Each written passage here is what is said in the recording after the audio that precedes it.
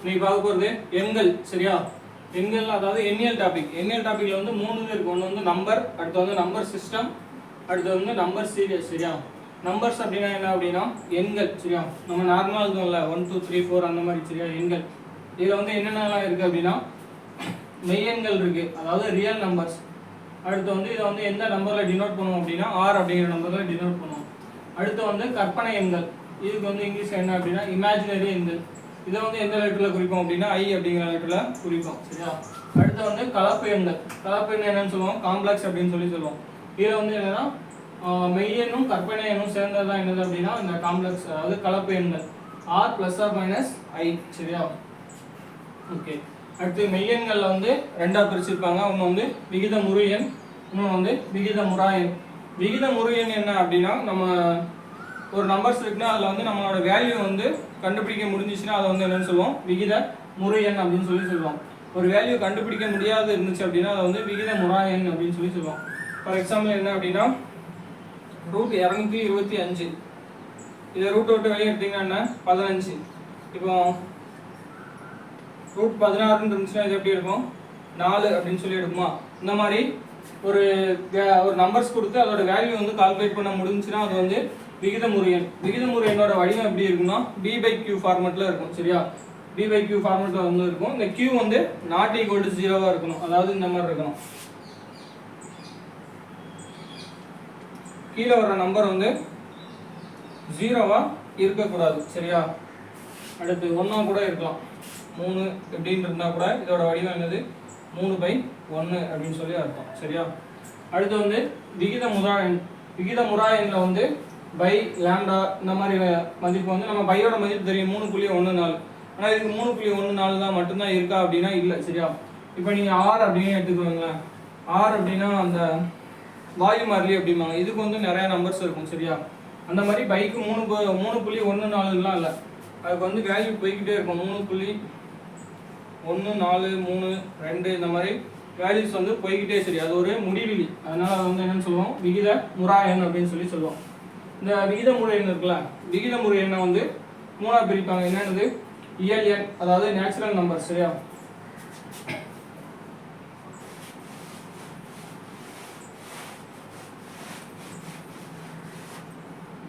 இயல் எண். சரியா? இயல் எண் வந்து எந்த நம்பர்ல எந்த லெட்டர்ல வந்து டினோட் பண்ணுவோம் அப்படின்னா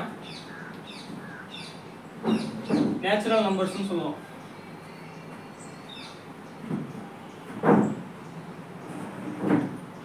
கேபிட்டல் என் அப்படிங்கிற நம்பர்ல அப்படிங்கிற லெட்டர்ல வந்து டினோட் பண்ணுவாங்க. சரியா?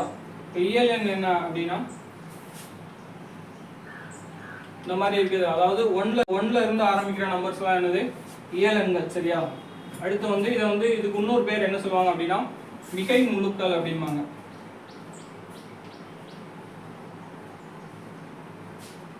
இயல் எண்களுக்கு இன்னொரு பேர் என்னது மிகை முழுக்கள். எந்த லெட்டர் வச்சு டினோட் பண்ணுவோம் அப்படின்னா கேபிட்டல் என் வச்சு டினோட் பண்ணுவோம். எந்த நம்பர்ல இருந்து ஆரம்பிக்கும் அப்படின்னா 1ல இருந்து ஆரம்பிக்கும். சரியா? அடுத்து பார்க்க போறது என்னன்னா முழு எண். சரியா? அடுத்து பார்க்க போகுது முழு எண்.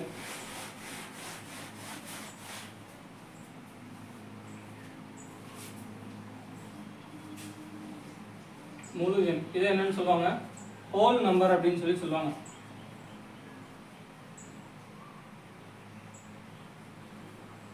இதை வந்து கேபிட்டல் W அப்படிங்கிற நம்பர்ல வந்து டினோட் பண்ணுவாங்க. சரியா? இப்போ இந்த முழு எண் வந்து எதுல இருந்து ஆரம்பிக்கும் அப்படின்னா 0ல இருந்து ஆரம்பிக்கும். இதுக்கு வந்து இன்னொரு பேர் என்ன பேர் அப்படின்னா குறைவற்ற முழுக்கள்.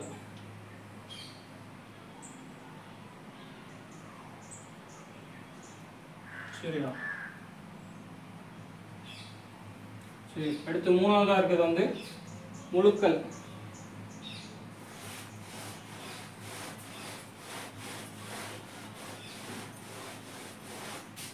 அடுத்து மூணாவதா இருக்குது முழுக்கள்.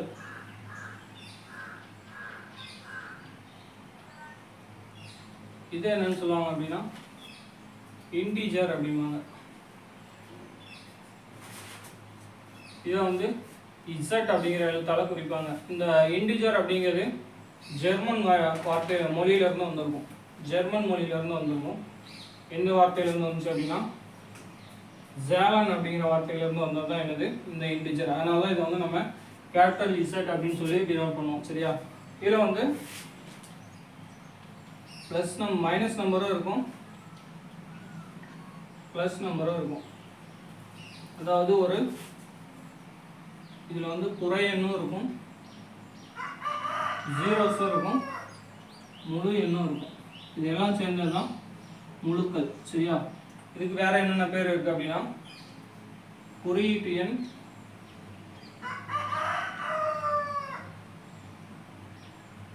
திசையன் அப்படின்னு 2 பேர் இருக்கு.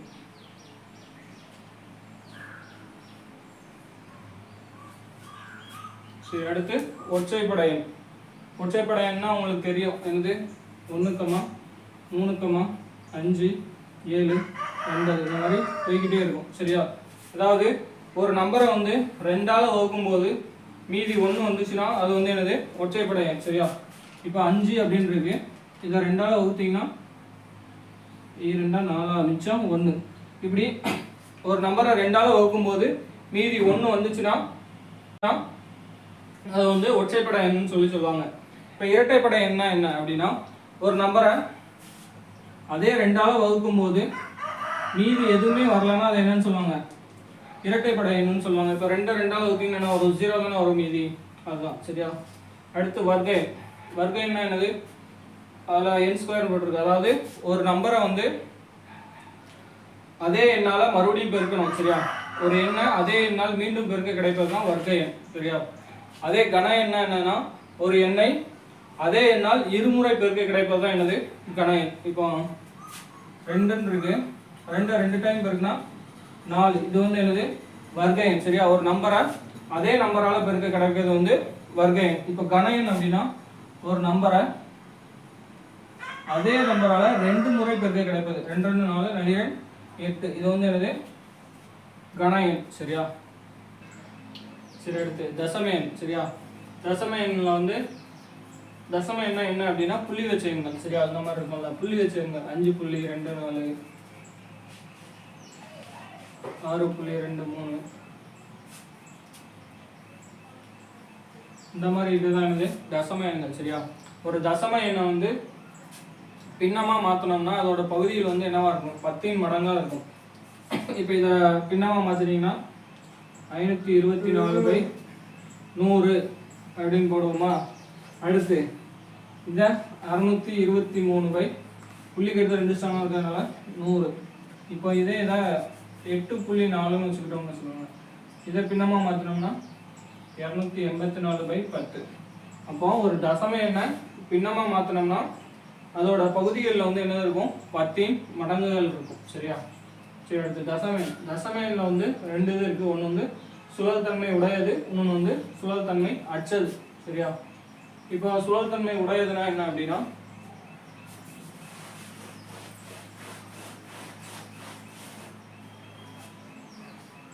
சரியா, ஃபர்ஸ்ட் சுழல்தன்மை உடையது பார்க்க போறோம். சுழல்தன்மை உடையது அப்படின்னா 5.24 இந்த மாதிரி ஒரு நம்பர் கொடுத்துட்டு மேலே பார் போட்டிருப்பாங்க. சரியா? இந்த மாதிரி பார் போட்டிருப்பாங்க. இதை எப்படி எழுதிக்கலாம், அப்படியே அந்த புள்ளியை எடுத்துட்டு அப்படியே எழுதிக்கலாம். 524 இந்த பார் போட்டிருக்கிறதுனால இது எப்படி எழுதணும், 99. எத்தனை நம்பருக்கு பக்கத்தில் பார் போட்டிருக்காங்களோ அந்த. சரியா? 2 நம்பர் பக்கத்தில் பார் போட்டிருக்கிறதுனால 29. இப்போ இதுவே சுழல்தன்மை அச்சது அப்படின்னா இந்த பார் கொடுத்துருக்க மாட்டாங்க, 5.24 மட்டும் கொடுத்துருப்பாங்க, பார் கொடுத்துருக்க மாட்டாங்க. சரியா? இந்த மாதிரி கொடுத்துருந்தாங்கன்னா இதை எப்படி பின்னமா மாற்றுவீங்க, 524 இந்த பார் எதுவுமே இல்லையா, அதனால 100ன்னு அப்படியே போட்டுருவாங்க. சரியா? சரி, இப்போ இந்த சுழல்தன்மை உடையதுலேயே 2 இருக்கு. ஒன்று முழுவதும் சுழல்தன்மை உடையது, இன்னொன்று வந்து பகுதி அளவு சுழல்தன்மை உடையது. எப்படி அப்படின்னா 2 4 இந்த மாதிரி இந்த புள்ளிக்கு அடுத்து அந்த நம்பர் ஃபுல்லாக கொடுத்துருந்தாங்கன்னா அது வந்து முழுவதும் சுழல்தன்மை உடையது.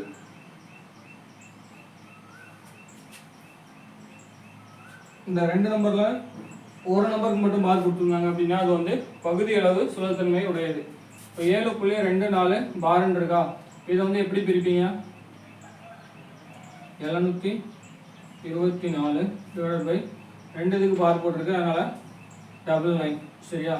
சரி, அடுத்து 7.24 இதை வந்து 724ன்னு போட்டுருக்கீங்க. இதில் ஒரு நம்பருக்கு பார் போடலை, அதனால் என்ன பண்ணணும், அதை வந்து மைனஸ் பண்ணிக்கணும். அந்த பார் போடாத நம்பரை மைனஸ் பண்ணிவிட்டு டிவைட் பை இங்கே ஒரு நம்பருக்கு நேராக பார் போட்டுருக்கனால ஒரு 9. அப்புறம் வந்து இன்னொரு நம்பருக்கு பார் போடலை, அதனால் அதுக்கு வந்து என்ன எடுத்துக்கணும், 0ன்னு எடுத்துக்கணும்.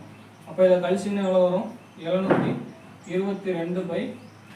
அவ்வளோதான். சரியா? இதுதான் முழுவதும் சுழற்தன்மை உடையது, முழுவதும் சுழற்தன்மை அச்சல். இவ்வளோதான். சரியா? தசம எண்கள். சரி, ஓகே. அடுத்து வந்து பின்ன எண்கள். சரியா? இதுக்கு முன்னாடி தசம எண்கள் பார்த்தோம். இப்போ வந்து பின்ன எண்கள். பின்ன எண்கள் அப்படின்னா என்னது, ஃப்ராக்ஷன். சரியா? Fraction of numbers. Fraction numbers அது வடிவம். பின்ன எண்ணத்தோட வடிவம் எப்படி இருக்கும்னா, ஒரு நியூமரேட்டர் இருக்கும், ஒரு டினாமினேட்டர் இருக்கும்.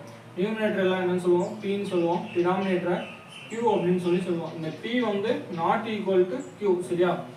இப்போ 1/1 இருந்துச்சுன்னா அது வந்து என்னதுதான், 1 தான். அப்போ இந்த மேலே இருக்க நம்பரும் அதாவது நியூமரேட்டரும் டினாமினேட்டரும் ஈக்குவலாக இருக்கக்கூடாது. சரியா? சரி. அடுத்து பேசிக் டைப். இதில் வந்து என்னென்ன டைப் இருக்குது அப்படின்னா, தகு பின்னம் இருக்குது, தகா பின்னம் இருக்குது, கலப்பு பின்னம் இருக்குது. சரியா?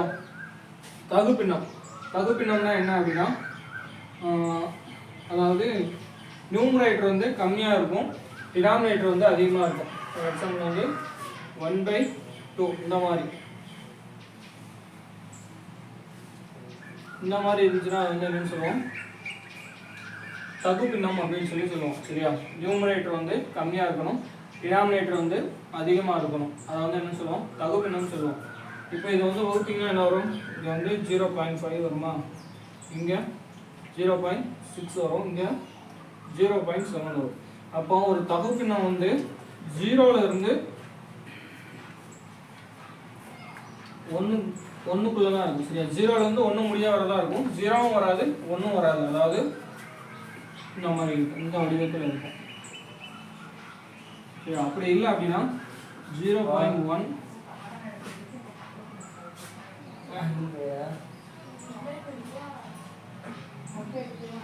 இந்த மாதிரி வரும். சரியா?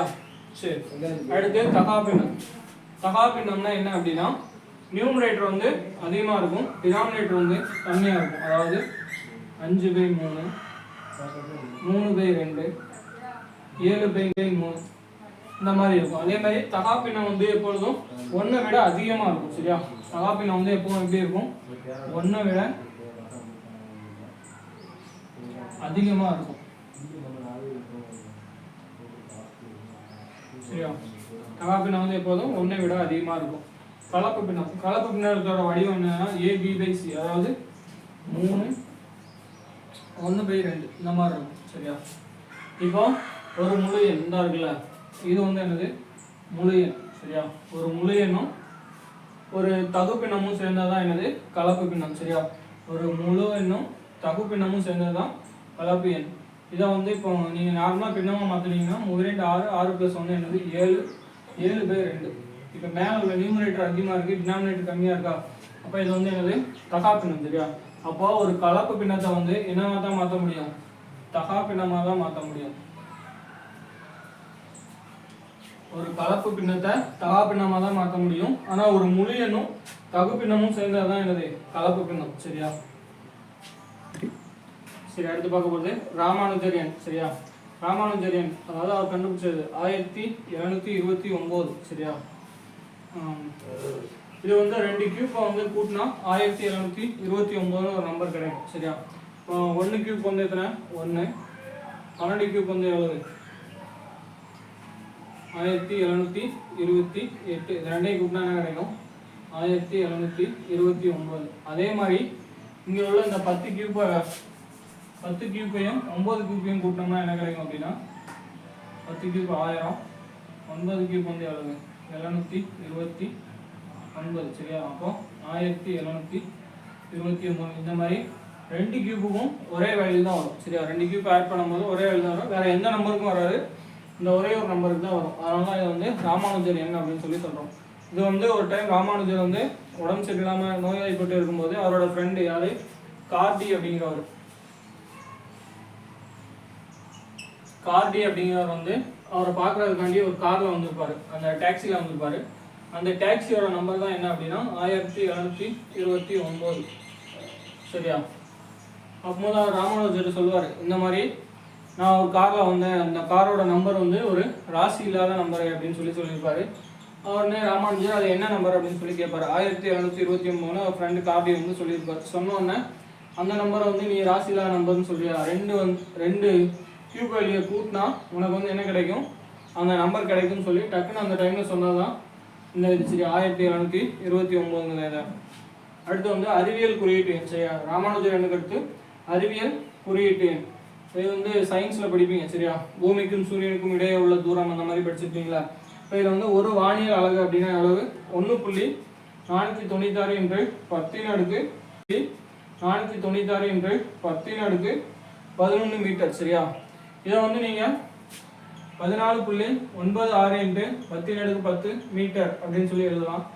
149.6 என்று 10 மீட்டர் அப்படின்னு சொல்லி கணித முறைப்படி எழுதிக்கலாம். சரியா, கணித முறைப்படி இது எல்லாமே கரெக்டு தான்.